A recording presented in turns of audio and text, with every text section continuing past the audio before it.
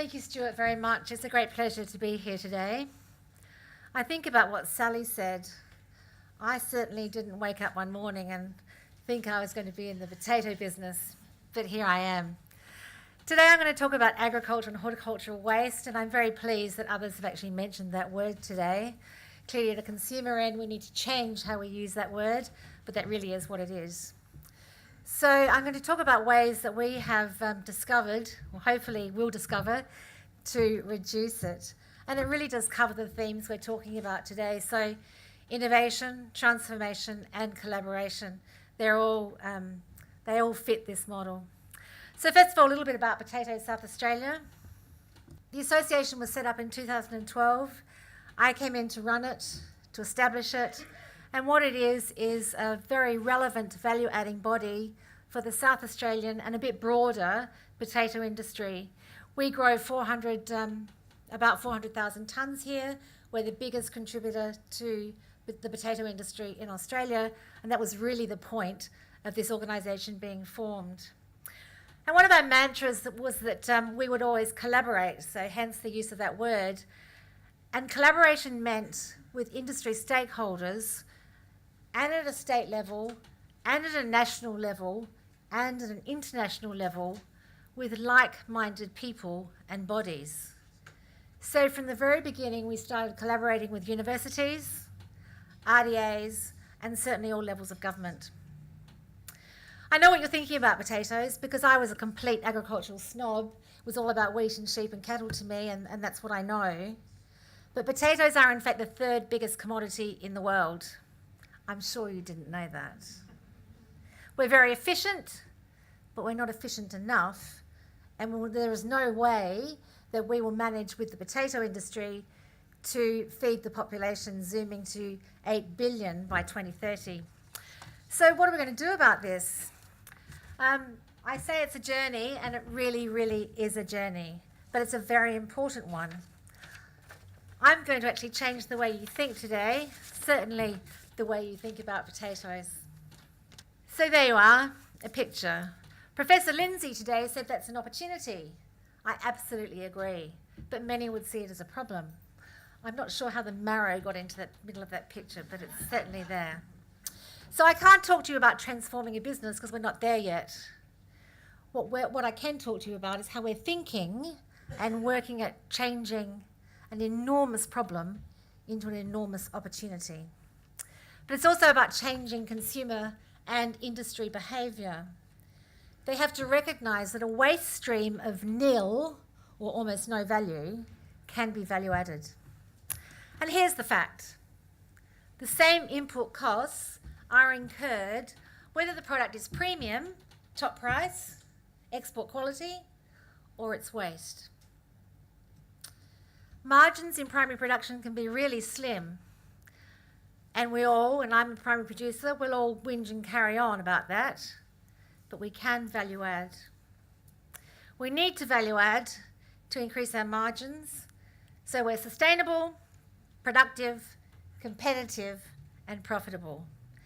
So to my mind, there is no doubt that the best way to increase productivity is to reduce waste. The issues. FAO estimates that 40% of all food produced in the world is wasted, but hunger is the world's top health risk. In Australia, food loss and waste, so pre-farm gate and post-farm gate, is costing $20 billion. I need to say that again, $20 billion. In horticulture, 1.8 billion. In ag alone, pre-farm gate, 3 billion. So horticulture is the biggest contributor, and if potatoes are the biggest contributor to horticulture, they're the biggest contributor to waste, and it's true. In fact, 20 to 40% of all potatoes in the fresh market are considered waste. And they're considered waste because the supermarkets have very high specifications, and if your potato isn't perfectly round and perfectly smooth and of a perfect shape, it becomes second grade. In Australia, in South Australia alone, it's costing $30 million at least I think I said that twice, annually. But you're also asking, what's good about potatoes? Well, they're highly nutritious, 99.9% fat-free, gluten-free, very low in salt, no fat, more potassium than a banana, twice the vitamin C of blueberries and oranges. In the first stage of our waste thoughts, we did think about producing vodka. So I can almost beat the gin story. So it went like this. In fact, my son invented this slogan: start your day with a vodka and orange, double the amount of vitamin C.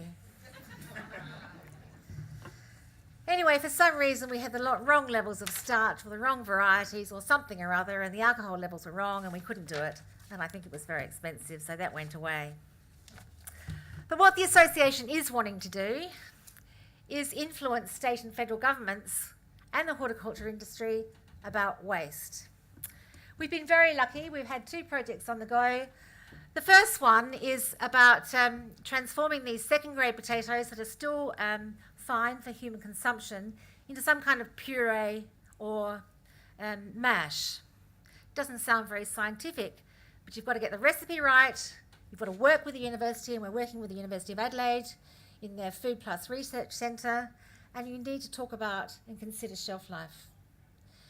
So if we think about the population and think about anyone without any teeth, this is going to be a very, very good model. We were very lucky because PIRSA provided $100,000 for this project under their Advanced Food Manufacturing Grant Scheme, and I'm very proud to say we were the highest recipient in that scheme. We also plan to use the skins on, because that's where the nutrients and the nourishment really is. This will surprise you. Did you know that most of the mashed potato that is served in Australian nursing homes and hospitals is made from dehydrated flakes from Belgium? Did you also know that potato in the Australian Defence Force, in their ration packs, is dehydrated flakes from New Zealand? We have to be able to do better than this. So at the paediatric end, we're hoping for something in a pouch like that, and we're hoping to export it to China. Safe, South Australian, pure potatoes that was still fit for human consumption, of course, highly nutritious, but the big word is safe. The second project is under the SARM scheme, and that is the South Australian River Murray Sustainability Scheme, funded by the federal government, but through PIRSA again. The partners are some big ones: Citrus Australia, the Australian Wine Research Institute, private wineries, and Potato South Australia. In fact, we are contributing the most money to this project. And again, it's about waste, of course. It's about identifying waste streams of nil value across all those different sectors and seeing how that waste can be used. And it may not be just for food. So we're working with SARDI, with Dr. Stephen Lappage, and we're also working with the Australian Wine Research Institute. Total funding, $600,000, and the main concentration is obviously the River Murray, but extending to the Mallee. We really want to change the way people think. I've certainly fed potatoes to cattle, but it's not the most cost-effective way to deal with those potatoes. They can be used for other things. This project will be finished by March 2017, and I really hope I get the opportunity to talk about the success of it. So this might be closer to this region's heart, or certainly it was when McCain's factory was in Penola. This is skins, another opportunity. So it's not just about whole potatoes. If you think about processing all around the world, what happens to that? What happens to wastewater? I've been really lucky to be awarded the Riddick Rural Woman of the Year for 2016, and guess what my project's about? It's about all of this. But it's not just about potatoes, it's also about horticulture and agriculture, but again, hort's the big one. I'll be travelling to Scandinavia, and I'll be looking at technology that they're using there Scandinavia and the UK certainly are probably 20 years ahead of us. Waste isn't a word that they know. They use absolutely every grade of everything to turn it into something of value. So in Europe it's the norm. It certainly isn't the norm here. So what's critical in all of this? Well, first of all, we can't do any of it unless we actually find a market. So we have to be market focused. We have to know we can increase profitability. I have to know that the technology can be transferred to Australia and used not just in potatoes, not just in horticulture, but perhaps ag as well. And we also have to realise that we need a really highly skilled workforce or to develop one. I really hope that transforming waste will become a priority for all our governments in Australia. Certainly Horticulture Innovation Australia, the RDC for horticulture, has it on its list now. So what's it really all about? It's about value adding. I'm not saying that in a region like this, core business is not still about producing the best food or the best potatoes. It's our only competitive advantage. But we can really influence change and increase profitability. We all agree that South Australia and Australia can be the reputed responsible leader in transforming this waste into profit. In fact, it will support our clean, green, primary production credentials, both domestically and internationally. It may also make us more competitive.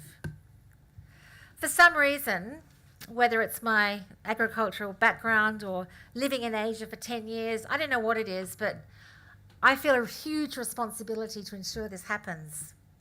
And I think Australia is beginning to sit up. As Bill Butterfield said earlier, we must all value add. In this case, I feel it's totally irresponsible if we don't seize this opportunity and do so. But I will add, we haven't been very good to date. I really like what Sally said earlier, and she said, if you have the passion, you will find the knowledge, and I really hope that we're able to do that. Thank you very much.